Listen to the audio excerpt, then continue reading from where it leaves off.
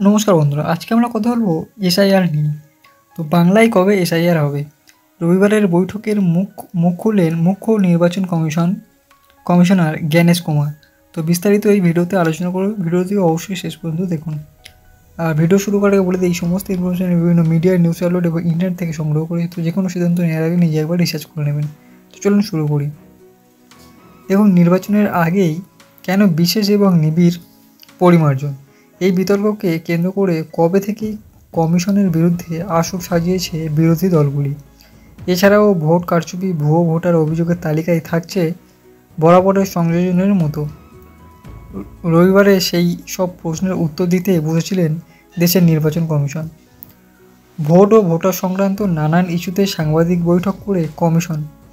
উপস্থিত ছিলেন মুখ্য নির্বাচন কমিশনার জ্ঞানেশ কুমার এবং নির্বাচন কমিশনার সুপ্রীত সিংহ সাধু ও বিবেক যোশী। তবে বেশিরভাগ সময়টায় উত্তর দিতে দেখা যায় জ্ঞানেশ কুমারকে। ভোট কারচুপি, রাজনৈতিক দলগুলির তোলা অভিযোগ, বিহারে এসআইআর সমস্ত ইস্যুতে উত্তর দেন তিনি। এতগুলো প্রসঙ্গ যখন উঠল, বাংলাতেই বা বাদ যায় কেন? তো বাংলাতেও তো এসআইআর নিয়ে এত কথা হচ্ছে, প্রস্তুতিও কার্যত শুরু হয়ে গিয়েছে, কিন্তু কবে এই ভোটার তালিকায় নিবিড় পরিমার্জন হবে সেই নিয়ে এখনও কিছু জানায়নি কমিশন। জানাল না রবিবার বৈঠকেও। তবে একটা বার্তা দিয়েছেন কমিশনার, সেটাই যথেষ্ট বলে মনে করছে ওয়াকিবহাল মহল।